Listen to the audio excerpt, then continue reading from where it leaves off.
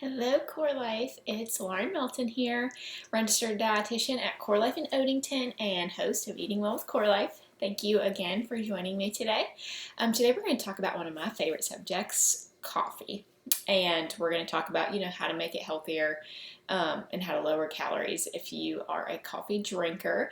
But before we get started, I want to remind you that even though our clinics are temporarily closed at the moment, you can still meet with your care team through a telehealth visit and track your progress using Core Life's app and our remote patient monitoring program. We'd love to see you, so if you'd like to schedule your telehealth visit, give your local office a call or send us an email and we will get you scheduled.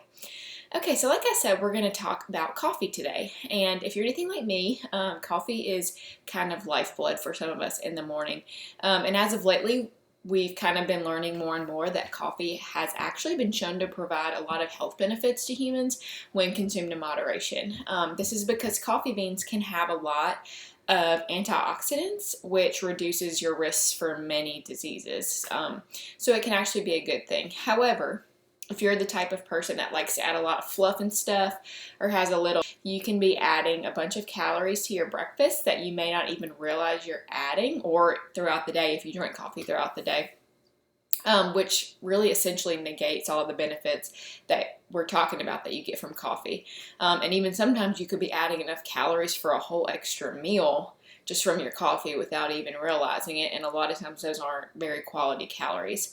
So if you're consuming all these extra calories that you're not accounting for, this can obviously sabotage your efforts in losing weight or maintaining your weight.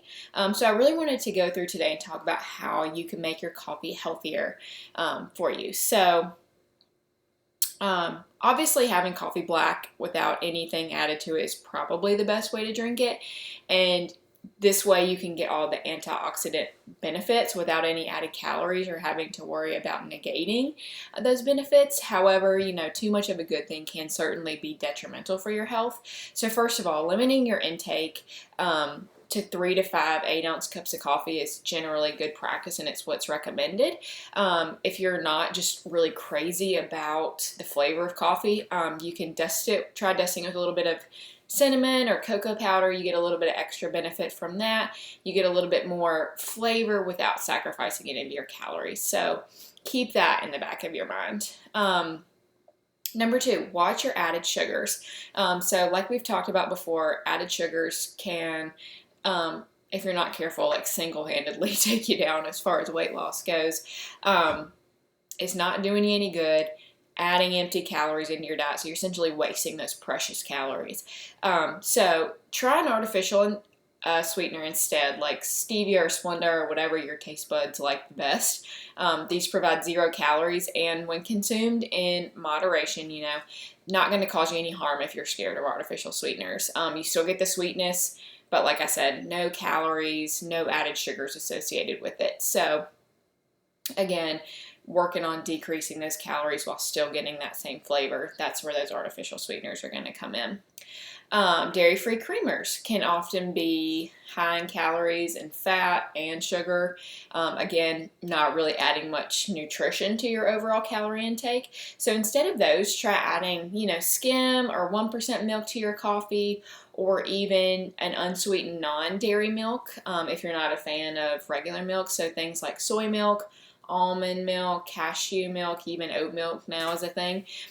So these types of milks can give you that same creamy texture that you're looking for from your creamer without all the added fat and sugar, and with that comes those calories.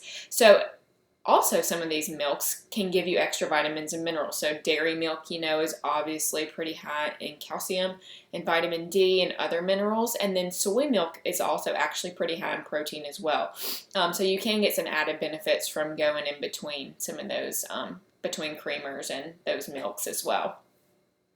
Now, if you're more of a fancy coffee drinker and you don't often make your own coffee at home and you prefer to go to coffee shops or places like Starbucks or Dunkin' Donuts to get like a fancy coffee drink, this can be an even bigger source of calories. Again, can almost be drinking a full meal.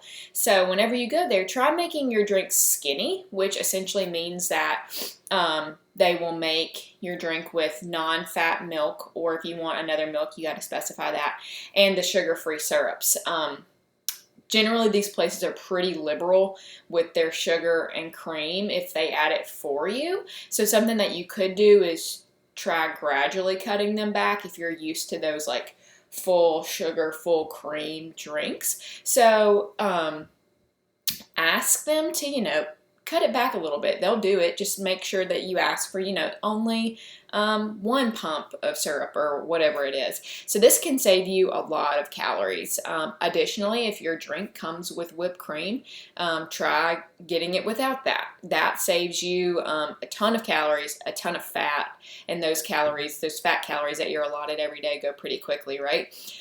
So all these little bitty changes can make a world of difference over time without sacrificing a lot of flavor if you like that flavor in your coffee.